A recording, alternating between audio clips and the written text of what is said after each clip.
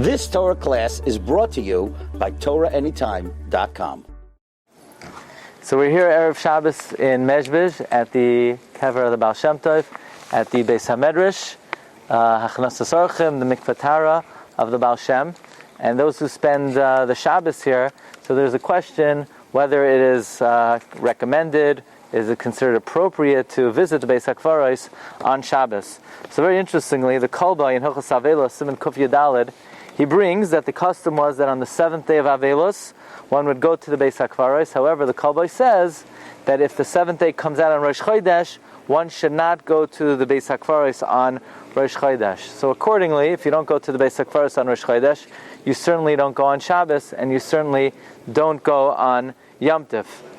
Likewise, Reb Chaim Vital, in the Shar HaGilgulim, in Hakdama Lamed Ches, he says that the Arizal told him that if you want to go to be Mishtateach on Kvarim, the appropriate days are Erev Rosh Chodesh and the 15th day of the month. However, the Arizal said, you don't go on Shabbos, you don't go on Yom Tov, you don't go on Rosh Chodesh, for a very interesting reason. One would have thought maybe it's not appropriate, it's not within the spirit of the day. The Arizal said no, because the Neshamos are not there on Shabbos and Yom Tov. They go up those days, so there's no point in going when they're not around. However, there are a few anecdotes and a few stories that are brought where we do find that Kvarim were visited on Shabbos and Yom Tov. For instance, the Chachmei Preshberg on Simchas Torah, it's brought in the Zechronos U'Mesoira, the Sefer Zechronos U'Mesoiras, that at the end of the life of the Chassam Sofer, the Chassam Sofer fell on his sickbed on Chol Hamoed in 1840, and all of Preshberg gathered in all the shuls to daven for the Chassam Sofer. And now it's finally Simchas Torah. We know the Chassam Sofer passed away at the end of Chodesh Tishrei, and they actually went to the Beis HaKvaros on Simchas Torah to be mispalel for the Chassam Sofer.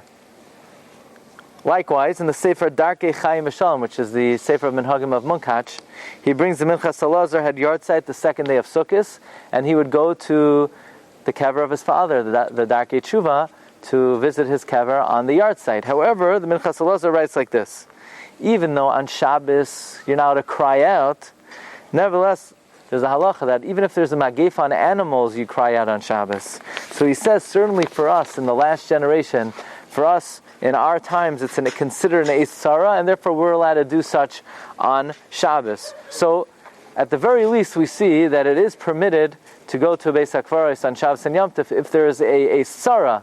But if there's not an Eis Tzara, then it would not be appropriate to go on Shabbos and Yom Tov, unless you make the argument of the Munkacher that in our generation, in the final days before the coming of Mashiach, it would always be considered an Eis Tzara.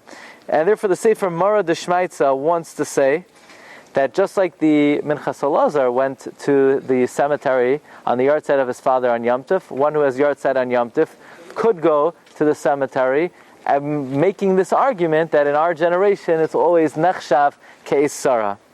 However, again, the minhag is we don't go to the cemetery on Shabbos and Yom Tov for this reason, for the reason given of the Kolbai and the Ari. Interestingly, in the Tshuvas of the Satmar Rebbe, Shalsu Tshuvas Divrei Yoel, in Yeridea, Siman Sadik Tes Ois Daled, he was asked regarding a cemetery that wanted to open on Shabbos and Yom Tov for visitors, and the Satmar Rebbe said like this: when you daven at a kever, it's like saying Tachnon.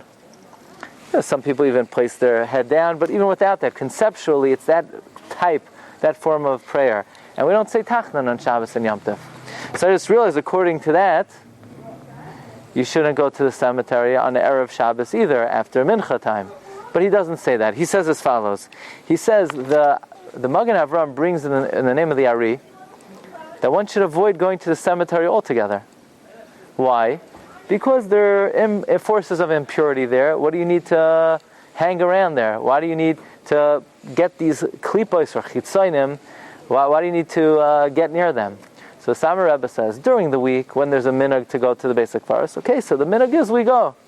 But since there's no custom to go on Shabbos and Yom Tov, we at least have to be choishish for the Magen Avram and the Ari to avoid going to the cemetery on Shabbos and Yom Tov. So that seems to be the normative approach, that Shabbos and Yom Tov is not a time to go to Kivrei Tzadikim.